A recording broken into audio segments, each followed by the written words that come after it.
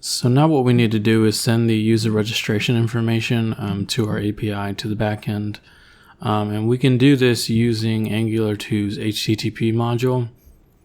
Now, if you go into the Angular 2 folder inside of source and app, then you open the main app module, you notice that the HTTP module is actually already imported. So we can go ahead and start using it. Okay, so what I'll do is I'm actually going to go into the Angular 2 folder, the client folder. Then I'm going to go into source and then app. And then I'm going to make a new folder inside of the app folder. And I'm going to call it services. All right, so that's just right in here underneath components. I'm going to start to build services in there. So inside of the services folder, I'm just going to use ng-generate service, and I'm going to name it auth. And so it's going to create these two service files, right? Now, even though we generated this service, you'll notice if you go into the app module file, it didn't automatically import it, and it doesn't do that with the services. You actually have to do it yourself. So I'm just going to go ahead and import it really quick.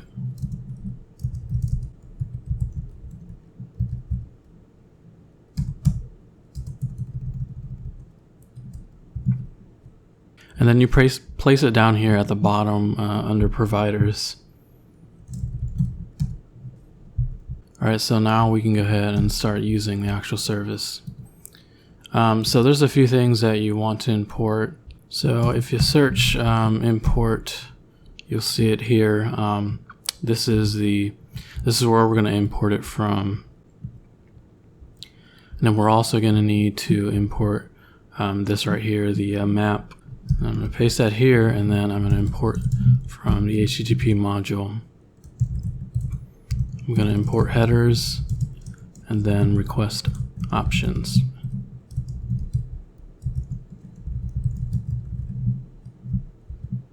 And so then right here in the constructor, you have to go ahead and call in the HTTP module, and you do that with private HTTP.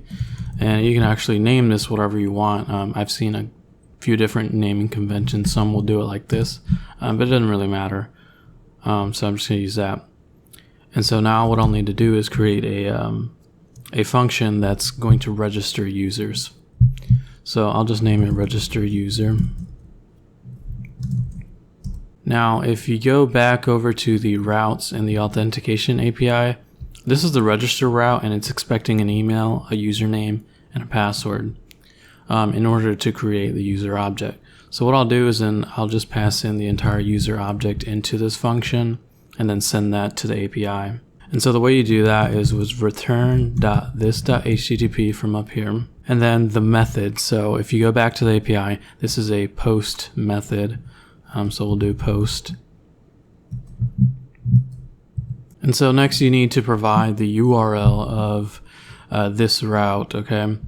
Now since I'm running the ng-serve, the development server, my configuration is going to be a little different. And so what I like to do is up here, I just create a an easy way to do this. So just put in my localhost. Now, my development server is running on 4200, but my API is actually running on 8080. Okay.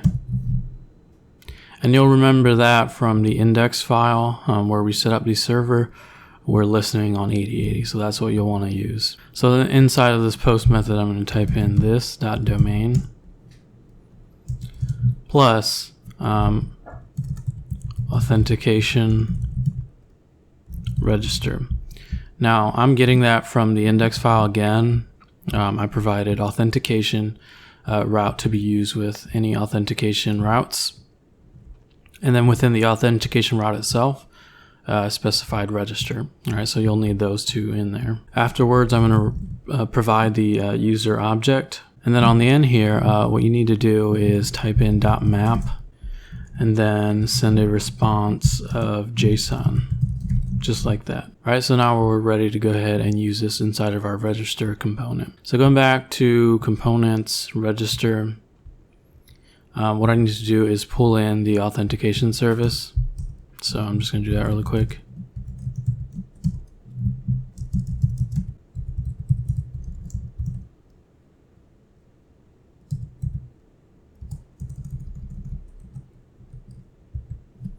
And don't forget to also pass it into the constructor as well.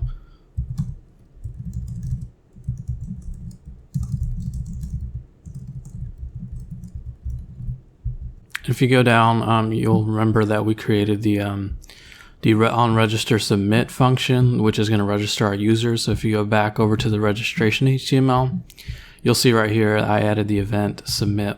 So whenever the form is submitted, it will call the onRegister submit function, which is inside of this component. So I want to show you really quick how to get the different values from the form. And so what you'll use is this. You can just say this.form, and you'll recall up here that was the name of the form that I created. So this.form .get, and then the field that I want to get, so I'll say email, and then .value. So I'm just going to paste that into the console log here, then create another one, but for this one I'm going to get the username. So now I just want to show you what happens when I hit that register. Okay, you'll see there that it logs the values of those two fields that I specified. So now I can construct a user object and then send it to the backend. So just up here, I'll create a const, name it user, and then it's going to have the field email. That will be this. And it's also going to have username.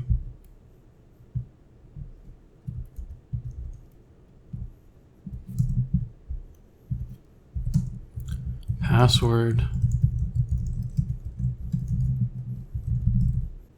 And then we don't need the confirm field because we're only sending one password to the back.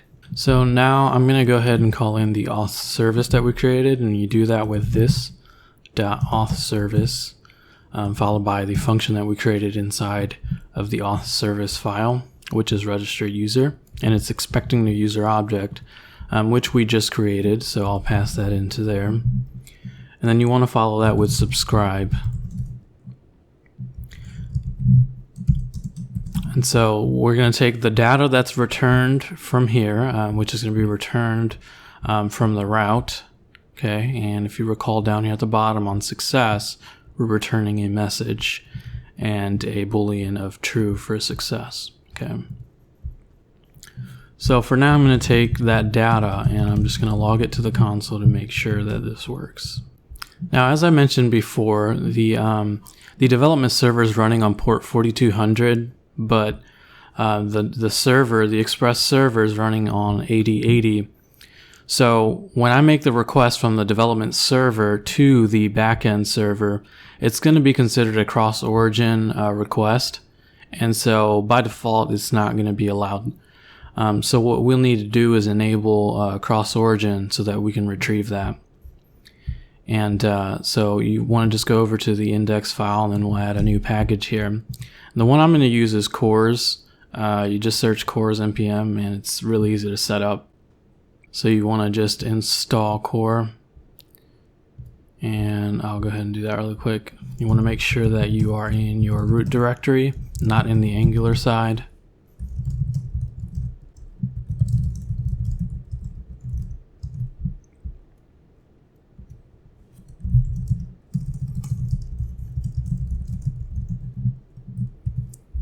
And you don't want to use the default setup here because then it allows CrossOrigin from any domain, and you don't want that. That's not safe. You want to specify. So they have an option here for that, and I'm just going to copy this.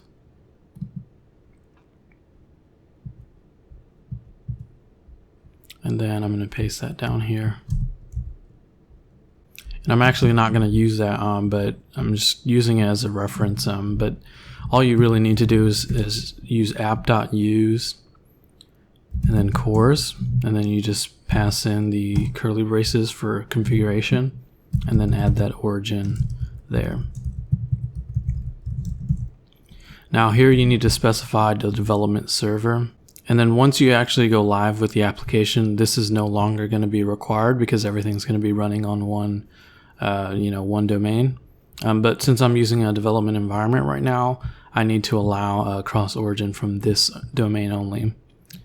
And since we're in development, really it wouldn't really matter if you just have all CrossOrigin enabled, just as long as you don't have that set up when you actually deploy your application, because it's not safe. Okay, then I'm going to go back to my auth service. Now you want to make sure you don't make this mistake. Notice here in the domain I have a slash, but I also have it here. You don't want that. And also you could just remove this altogether and just include this here. But I'll show you there's a few videos later on where I'm going to show you why I'm doing it this way, and it's just to speed up my deployment of the application. Okay, once you do that, we're ready to go ahead and register the user. So I'm just going to create an account here. All right, and then you should see a success message here in the console log that's returned from the API. And you also want to go to your database and just make sure that the user actually was created with all the fields that we need. So now we can add some configuration rather than logging into the console. Obviously give a message and log the user in. So back over here in the console, we have this boolean that we passed along with the message, and we can use that to kind of direct this response. Okay, so back over in the register component, what I'll do, say if data success is not true, else. So back over in the register component, right above the H1 element here, I'm going to create a div so that I can generate messages. And I'm going to use a bootstrap class, row show hide message. Then I'm going to create another div. But instead of a class, I'm going to add an ng class, and we're going to set this after a user hits submit. And then I'm just going to name it message class. All right. And then in the curly braces, we'll just pass in the message. Okay. So what I'm doing here is I'm using this bootstrap message, this class here, but then I'm using Angular's ng class to set this class to whatever I want, and I'm setting that in the component. Then I'm displaying a message based on whatever the results are from the registration. Okay, so I'll show you how this all comes together in a minute. So if data is not a success, what I'm going to do is I'm going to set this class to an error, and then I'm going to display the error here. Okay, so this message class that I created and this message, we actually have to create that at the top here, right underneath form. So I'll just say message and then message class. Now you could just specify if you want them to be strings or whatever, but I'm just going to leave it like that for right now. And so this is what's going to happen if the registration is not successful. I'm going to set that message class to an error class. And so in Bootstrap, it looks like this: alert, alert, danger. And then the message I'm going to set it to whatever comes back from the API. And that's what we were getting in the console here in the log. I'm going to actually set that to the message. Then I'm just going to copy this because it'll be similar here. Instead of danger, it's going to be success. Okay, so now let's register and then see how that goes. Okay, now we get a user-friendly success message here. And then if I hit submit again, you'll get the error message class. Username or email already exists. And so that's why I set that up with the ng class, so that we can kind of switch back and forth between classes. And so what I like to do is I like to lock these form fields once it's processing. That way there's no way that the user can submit multiple times and send too many requests to your server. So what I do is I just create, I'll name this processing, and I'll use that to determine when the form is processing. So once the user hits submit on this, what I'll do is I'll set it to true. And up here you can set it to default if you want to. You can just say equals false. And so I'm setting it true once the user submits the form, and then if there's an error, then I want to change it to false. That way the user can go back and edit the form. So if you go back to the register page, down here in the submit button, where it says valid, you can add or processing. So now watch what happens when I register. You'll see the submit button there is locked and we can't submit more than one time. However, the fields can still be edited, so I want to change that. So I'm going to go back over to the component. And so let's see, right underneath the form definition, what I'm going to do is create two functions. One's going to be disable form, and then the other one enable form. Now, it's pretty obvious what these are going to be for. So all you need to do is this.form.controls, and then the name of the field. So we'll say email disable. Okay, and that disables it. So I just need to do that with username, password, and then confirm. So then I'll copy all of that, and then I'll just do the opposite of enable.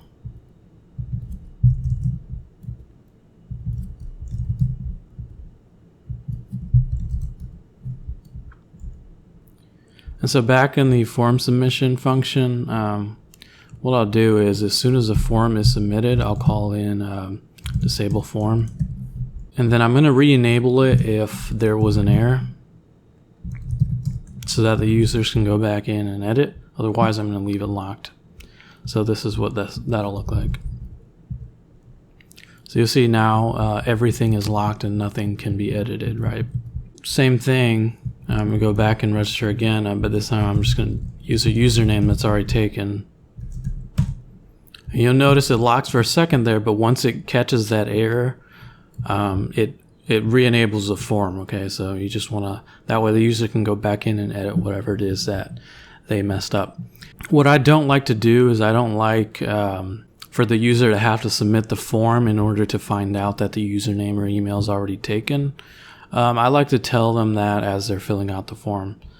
So we can do that pretty easy. And so what I'll do is, starting at the authentication file, I'm just going to create a new route that checks the user's email and password. Or email and username. So this will be a pretty simple route. So say router.get, and I'll just name it check email. And then pass in the email like that, followed by a request response. So I'll say if the email is not provided in the URL and the parameters, then we'll return an error.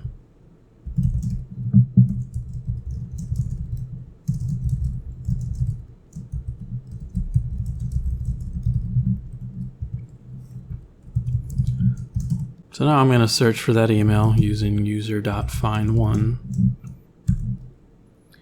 and then search by email.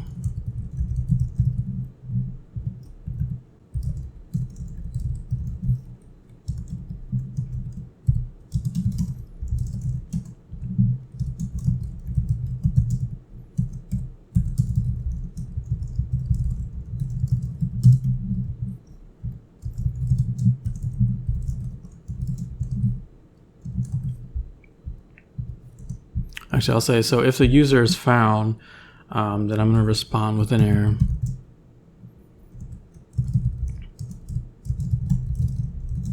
And the message will be email is already taken. Else, if the user isn't found, that means the email is available.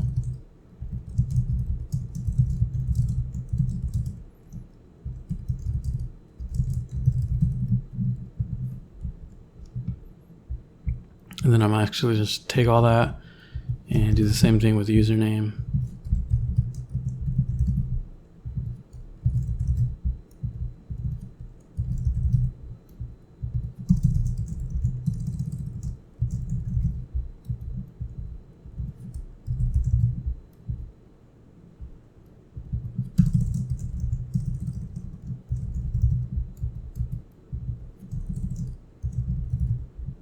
Okay, so then going back to the service that we created, the auth service, we can go ahead and add that here. And this is going to be really similar. So actually what I'm going to do is just use the same thing. Change this to check username. Instead of user, I'm only passing in a user. So I'll change that here. And then this is actually going to be check username. Then concatenated so that it's part of the URL. And then change this to a GET request. Right, then I'll just do the same thing.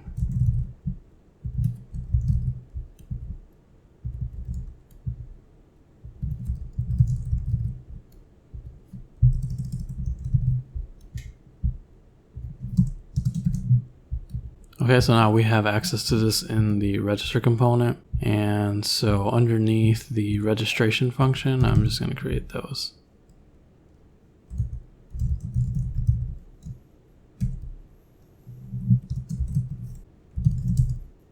So I'm going to get the email, and that's going to be from this.form.get email. Oh, actually, this should be check email. .value. Then I'm going to get auth service dot check email, and then pass in that email there. Now you really don't even need to create this const here. You can actually just take this whole thing, paste it in there like that, save you some space if you want to do that.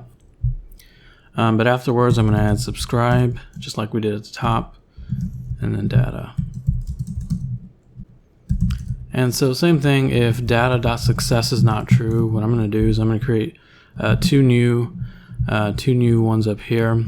I'm going to use email valid and then email message. And same thing with username valid and username message. And I'm going to use that here. So if it's not success, then email valid is going to be set to false. And then I'm going to set the message to what we get back from the API, just like we did at the top.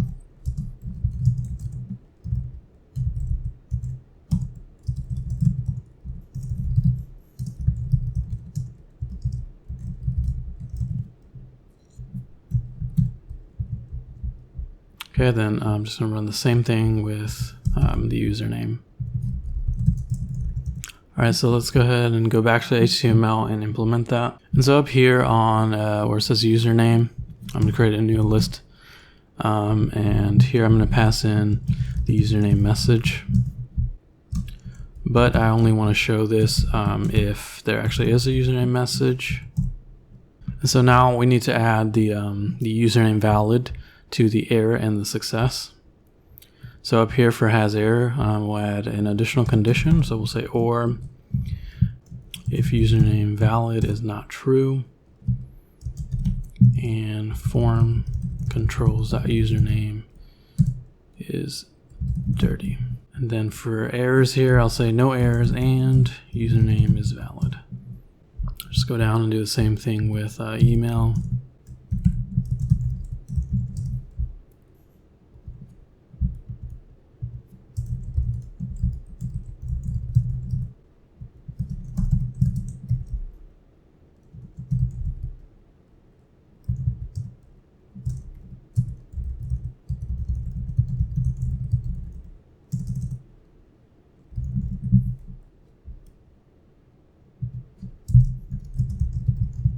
And so since this isn't technically an error, it's just a custom function that we're running, we need to customize this a little bit to make sure that the user is not able to submit.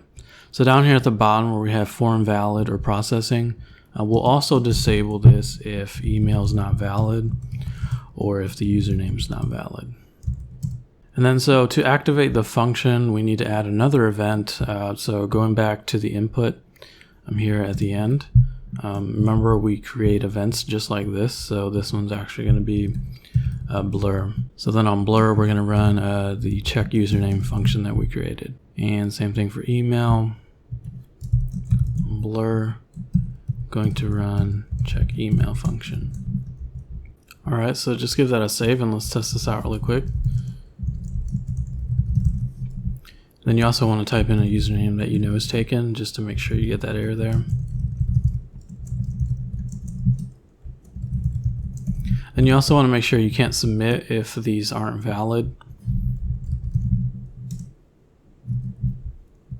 Okay, then once you put in a valid email address. And then also if, let's say I do this, I make it valid, and then I put in a valid one and hit submit, it should automatically lock the form and let you know that it's taken. Because what happens is once you hit that submit, it runs ngBlur, it runs the blur event before it actually sends this back to the API, and then you'll get that message there if email is already taken. Okay, and then so what I like to do is redirect users after they register. So all you need to do for that is just go back into your component and import the router module.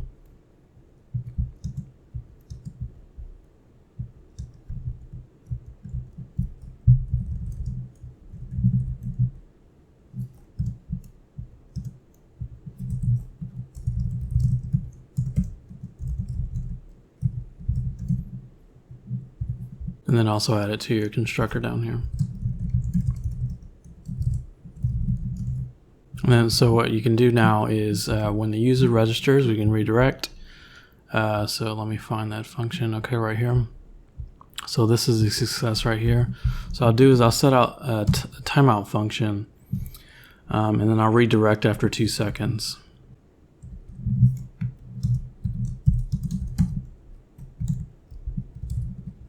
So there's our 2 seconds, and then just say this.router.navigate,